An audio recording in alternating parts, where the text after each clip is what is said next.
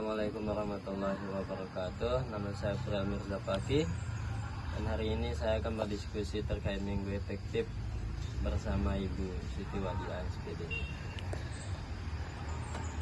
Ibu, apakah seluruh materi pelajaran dapat diselesaikan sesuai dengan jumlah minggu efektif yang tersedia? Iya, bisa diselesaikan sesuai dengan rencana minggu efektif yang sudah tersedia. Bagaimana sih Bu strategi guru agar target pembelajaran tetap tercapai jika ada hari libur atau kegiatan sekolah? Jadi yang pertama yang harus dilakukan adalah dengan penyusunan minggu efektif itu, jadi kami sebagai guru membagi seluruh materi ke dalam minggu-minggu tersebut. Kemudian kami memprioritaskan materi mana yang paling krusial atau yang paling penting untuk disampaikan kepada siswa.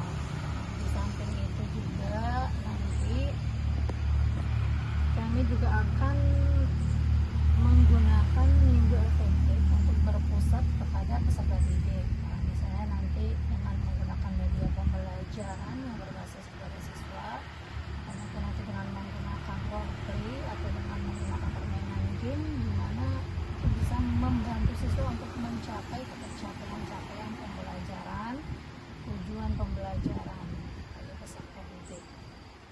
Kemudian nanti juga akan dilaksanakan pemberian tugas terstruktur ya, artinya misalnya pembelajaran mandiri bisa saja itu dilakukan di luar jam tatap muka. Pemberian misalnya tugas yang bisa dikerjakan di rumah PR gitu Bu. ya, kemudian nanti akan didemonstrasikan di depan kelas ya. Kemudian melakukan evaluasi atau refleksi secara menyeluruh apakah semua materi itu sudah bisa tercapai dengan penggunaan minggu efektif tersebut. Nah, apakah minggu efektif berpengaruh terhadap hasil belajar siswa? Mengapa Bu? Iya, berpengaruh karena nanti kan dari minggu efektif tersebut kita bisa mengisi materi-materi pembelajaran untuk mencapai ketercapaian yang sudah ditentukan dari Permendikbud ya. Maka nanti di sana kita harus menyesuaikan dengan itu. Bagaimana sih Bu evaluasi sekolah terhadap pelaksanaan minggu efektif setiap tahunnya? Evaluasi. Jadi nanti evaluasinya tentunya untuk ketercapaian capaian pembelajaran tadi ya. Misalnya kita bisa melihat dari per kelas atau misalnya per orang, sejauh mana sih KKM itu sudah tercapai.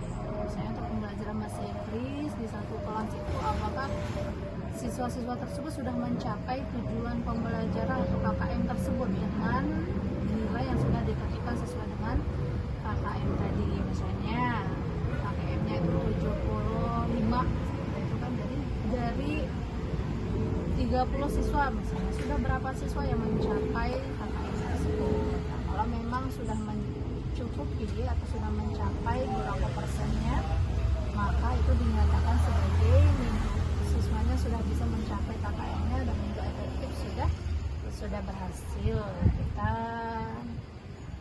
isi dengan baik. Nah Ibu, saya mau minta saran terkait hasil pengajaran saya di sekolah ini Bu, bagaimana?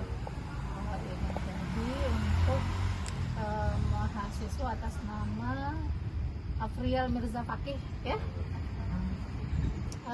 selama proses praktik di sekolah ini SMK 1 Labu Api, jadi Mirza sudah menunjukkan kemampuan yang baik dalam melakukan proses belajar mengajar di kelas. Terutama Mirza sudah bisa menguasai manajemen kelas ya, menyampaikan materi pembelajaran dengan baik dan menggunakan waktu dengan semaksimal mungkin dan juga sudah baik. Cuman mungkin saran saya sama Mirza nanti yang perlu ditingkatkan adalah menggunakan metode pembelajaran yang lebih bervariasi ya, supaya bisa membuat siswa menjadi lebih aktif menjadi siswa yang penuh semangat untuk mempelajari bahasa Inggris di kelas. Ya, itu saja. Baik, mungkin itu saja Bu pertanyaan diskusi terkait Minggu Efektif hari ini. Terima kasih atas waktunya. Sama-sama.